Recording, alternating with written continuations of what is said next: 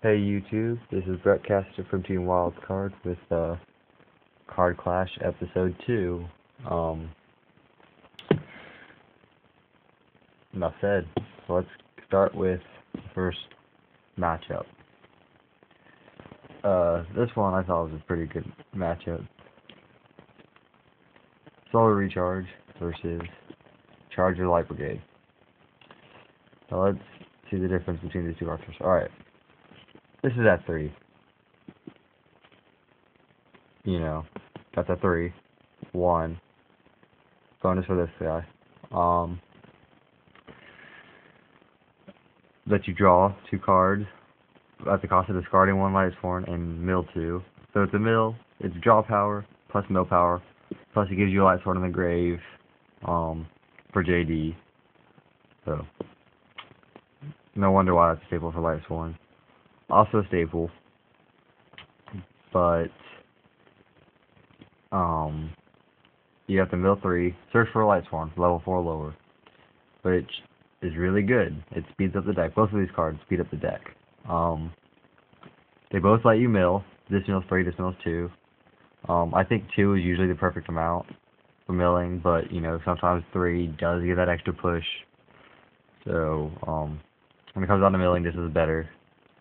But this lets you search only level 4 or lower. So no Celestia searches, but you search for Lumina, which is often what I do search for. Lumina or even Lila.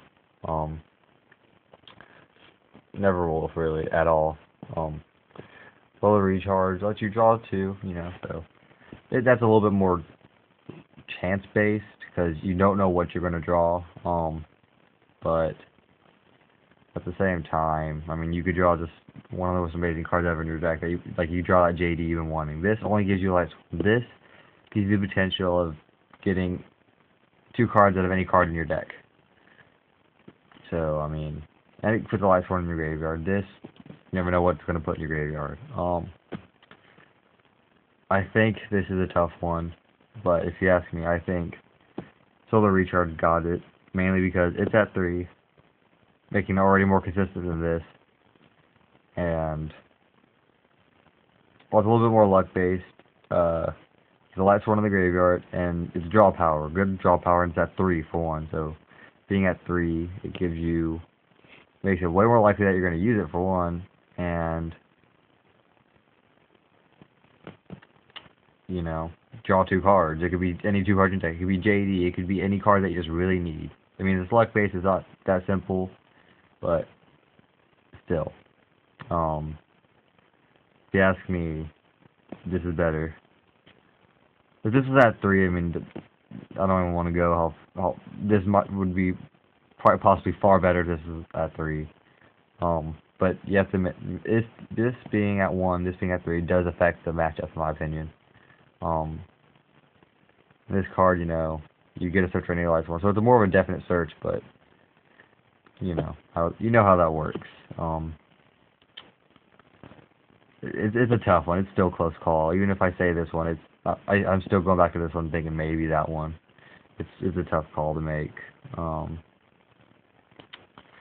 Yeah, you guys be the judges for that one. I really just don't know.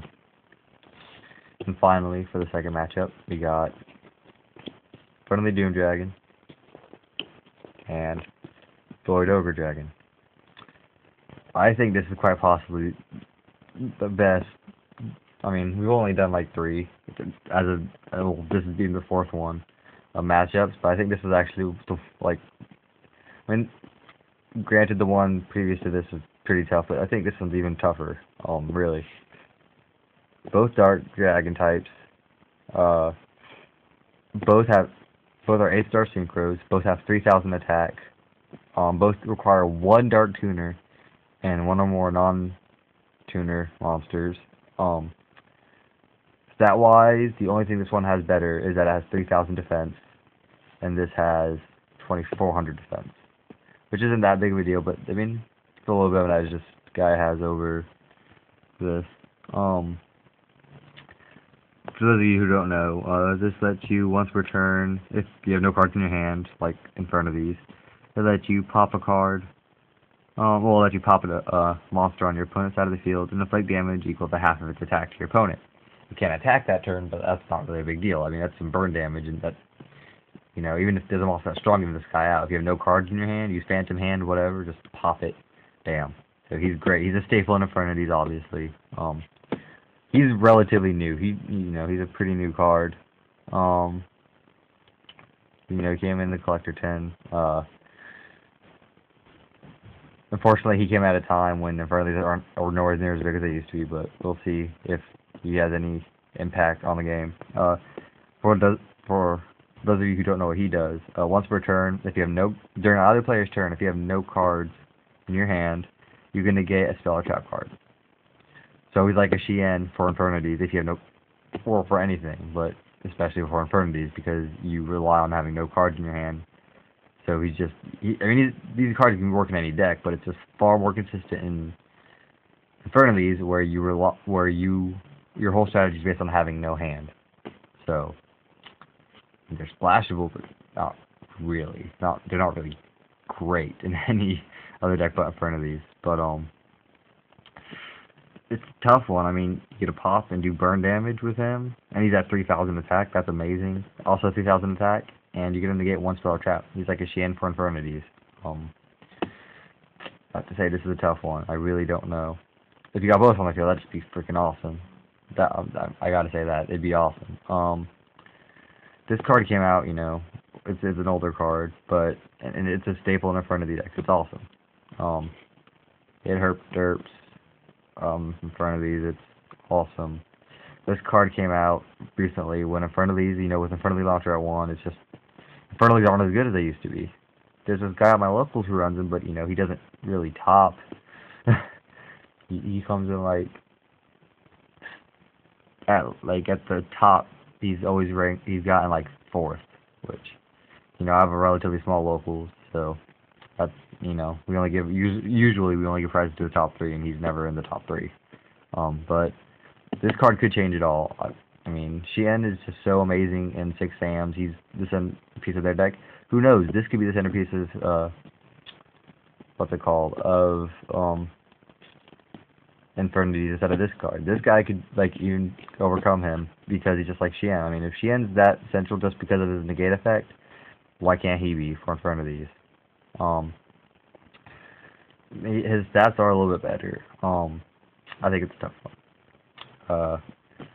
Infernity Doom Dragon's been pretty much the only Infernity synchro, so he was kind of unopposed for the best synchro for Infernity decks. But now with him, it's a hard one. I mean, if I had to choose between two of these, if I was going in the game, it really depends on what they were running. If they had no back row, I'd probably say Infernity Doom Dragon all the way. If they ran a really back row heavy deck, Void Over Dragon 100% of the time. Probably because you use Infernity Beetle to get him anyways, you probably have no cards in your hand already, so his effect's amazing. So if they bottomless, negate. Which bottomless is becoming a little bit deader this format, but, it's still there. It's still a problem in it. This guy can be the solution. Like I said, it's a close one. Personally, this guy I think is pretty cool. Please let me know what you guys think. I think this is just too difficult for me to call on my own. It really is. If I had to say it, I might say Void Ogre, but I really don't know. He hasn't been around long enough in the TCG to have an impact on Infernities, if he does at all, which I really could see him having an impact, but we'll see. Let me know what you guys think about this one personally. So, for those two, let me know what you think. For these two, let me know which one you think wins. That's all the time we've got for now, and be expecting another video or another card clash soon. This is Brett Caster from Team Wildcard, signing out.